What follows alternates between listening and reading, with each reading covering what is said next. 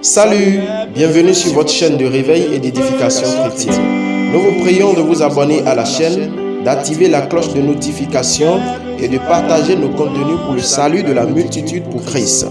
Aujourd'hui, nous considérons l'histoire d'un homme qui a impacté son temps par son attachement à Dieu. Après avoir écouté attentivement ce message, nous croyons fermement que l'Esprit de Jésus nous remplira de sa présence. Bonne écoute à vous dans la présence du Saint-Esprit. Dans ce nouveau numéro, nous parlerons du revivaliste Samuel Logan Brengle. Samuel Logan Brengle servit l'armée du salut pendant plus de 40 ans.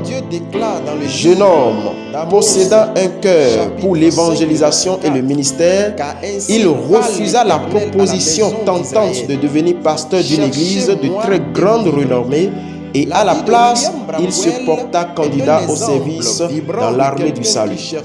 William Booth, le fondateur de l'armée du salut, avait choisi comme slogan « Feu et sang ».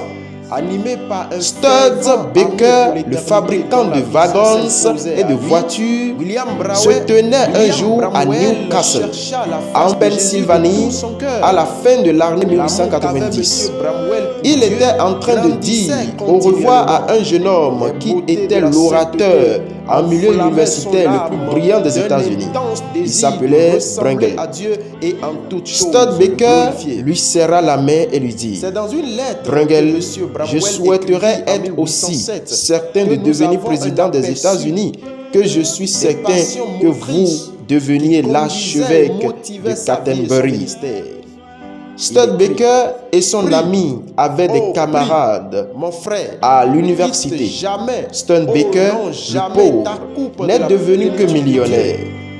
Le jeune homme, avec son talent d'orateur, partit et déposa tout cela aux pieds de Jésus. Il alla à Londres et au quartier général de l'armée du salut, tout épuisé. Cela lui avait pris 4 semaines pour s'y rendre par bateau. Voyons, qui êtes-vous?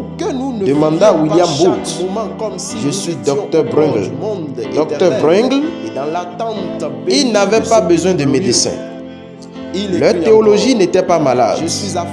William Booth lui fit les remontrances suivantes. Brengle, vous faites partie des classes dangereuses. Vous avez été votre patron pendant si longtemps que je ne pense pas que vous voudrez vous soumettre à la discipline de l'armée du salut. Nous sommes une armée et nous exigeons l'obéissance. Sans se laisser impressionner, Brengle rejoignit l'armée en 1887 et fut rapidement envoyé travailler à laver les bottes dans une cave miteuse. D'où venez-vous?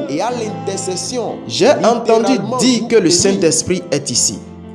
J'ai traversé l'Atlantique. Je veux être rempli du Saint-Esprit. Je ne suis pas dépendant de ma théologie, de mon savoir.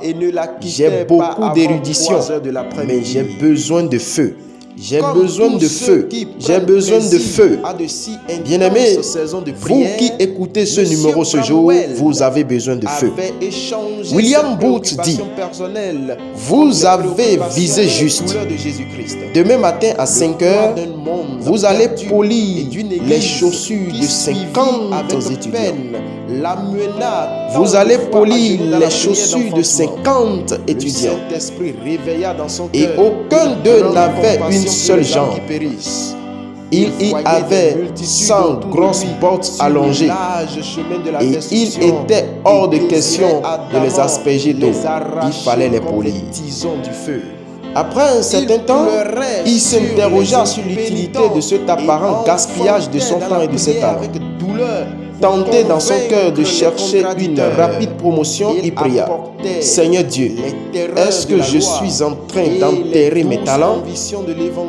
Est-ce là la meilleure chose qu'il puisse faire pour moi à l'armée du salut? Est-ce que je suis fou? Aussi rapidement qu'il avait demandé, la réponse lui vint alors qu'il voyait dans son esprit Jésus s'agenouiller et laver les pieds des disciples.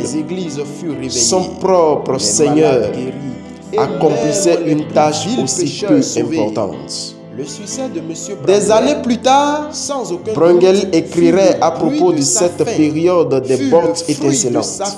C'était le meilleur apprentissage que j'aurais pu avoir. Je mettais en pratique l'humilité. Cette expérience me conféra dans la main une clé pour déverrouiller les cœurs des personnes modestes dans le monde entier. Dans les 50 années qui suivirent, c'est là que Dieu m'a enseigné une leçon de patience. Il n'avait pas ouvert la porte en disant: nous attendons un homme comme vous pour venir enseigner sur le livre de la Révélation. Nous aimerions que vous dirigiez la réunion de prière demain matin.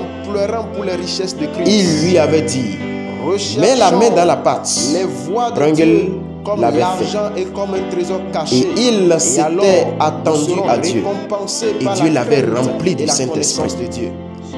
Plus tard, on demanda à une personne sourde, après une des réunions de Bruegel, pourquoi elle s'était avancée jusqu'à l'autel si elle n'avait pas pu entendre le message. Elle répondit: parce que j'ai vu ce que je n'ai jamais vu chez un prédicateur de toute ma vie. Que Dieu vous bénisse pour cette pièce. J'ai vu la beauté de Jésus en lui pendant qu'il prêchait. Je ne sais pas ce qu'il disait, mais je savais qu'il avait quelque chose en lui que je n'avais pas. Bruegel a pris sur le champ les véritables qualifications requises pour la personne que Dieu peut utiliser. Et alors qu'il marchait dans ces choses, il arrivait que ceux qui le connaissaient se souvenaient de lui comme d'un puissant évangéliste qui aimait profondément et servait l'homme de la rue. Que Dieu vous bénisse pour cette écoute. Nous vous prions de vous abonner à la chaîne, d'activer la cloche de notification et de partager le lien de la chaîne autour de vous. Que Dieu vous bénisse. À la prochaine pour un nouveau numéro.